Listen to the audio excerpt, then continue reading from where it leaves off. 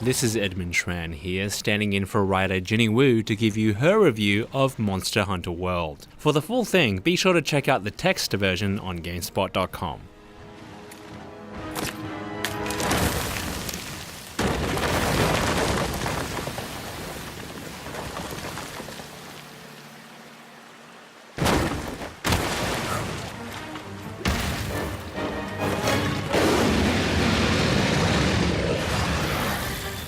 For seasoned players, the gameplay loop in Monster Hunter World is immediately recognizable.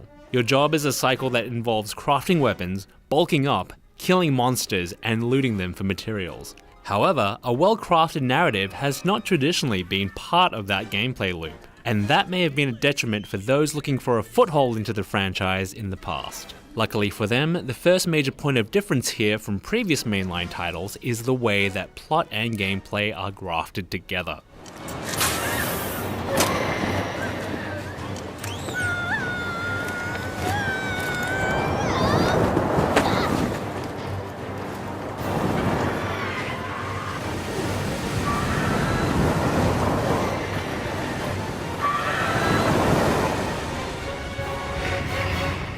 While you spend a lot of your time chasing an elder dragon that wouldn't look out of place in the movie Pacific Rim, Monster Hunter World's choice to integrate guild and village quests into one coherent story cuts out any confusion or ambiguity that new players may feel when it comes to figuring out how to progress your journey. The fact that everything is tuned for a solo experience is a plus. It's entirely possible to jump through 60 plus hours of quests without ever interacting with another player online.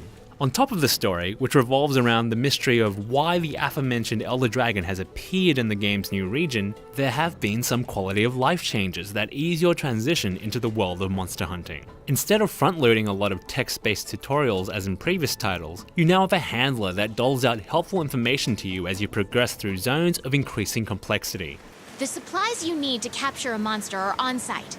Make absolutely sure you have tranq bombs. That one's a must.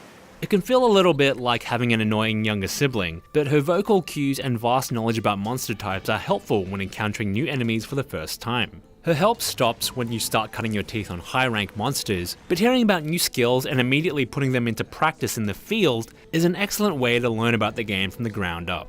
Now, Monster Hunter World was always promised as an open-world experience. To some extent, it delivers on that. Fantastically large maps of a scale that we haven't seen before, both vertically and horizontally, no discernible game-pausing loading screens between zones and hunting areas, and a wealth of beautifully rendered environments to slaughter colossal monsters in. Part of the ability to slaughter said monsters is the smart use of all the tools in your hunting arsenal, with the most important being your weapon of choice. The hunter arts from Monster Hunter Generations have been removed, and the game's focus is solely on your ability to dish out ridiculous amounts of damage using your respective weapons combo. Light weapons are still the most mobile, while the technical weapons are still the most difficult to understand and master. But there are ample opportunities to get experience with whatever blade, bow, or lance you've decided on.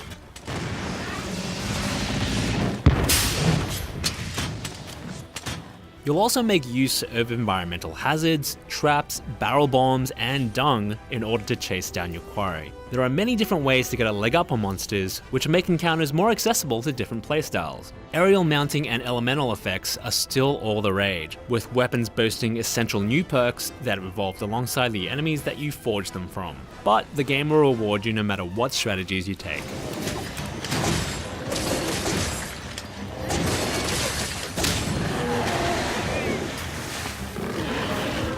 Multiplayer integration is, for the most part, seamless. As mentioned before, there's no distinction between village and guild quests anymore, so missions can be done alone or with a friend, and you'll both only have to do it once to complete it. You can start a quest alone in an online session and wait for some mates to pop in to assist.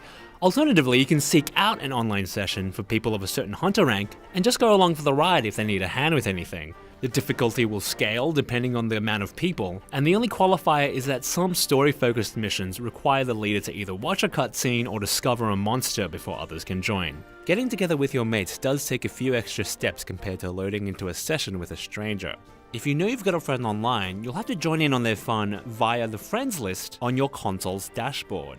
While you can drop in and out of public sessions with strangers easily, getting people to specifically join your online session requires them to enter a 12-digit session ID. In a game that's all about momentum and sprinting off into the horizon at the next challenge, getting your posse together is manageable but slightly tedious. That being said, spending a few minutes to set up a multiplayer session doesn't necessarily make or break the game. There's also the ability to be in the same online session as someone else without actually having to do the quests that they're doing, which is useful for those who might want to keep an eye on a friend who's new to the franchise. Players who are also struggling solo can send out an SOS flare that lets others put together a little rescue party to save the day.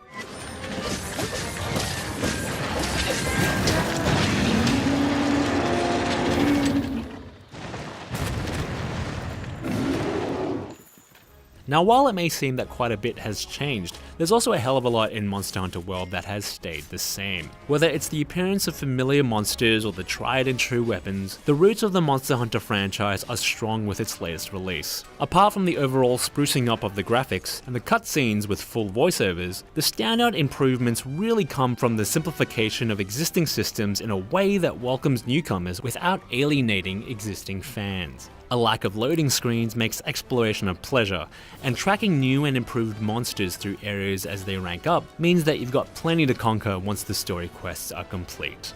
There may not be any new weapons, and there may be a Hunter Arts-sized hole left in the hearts of players who spent hours getting good at the various styles. However, the removal of these old mechanics feels less like a funeral and more like a necessary streamlining.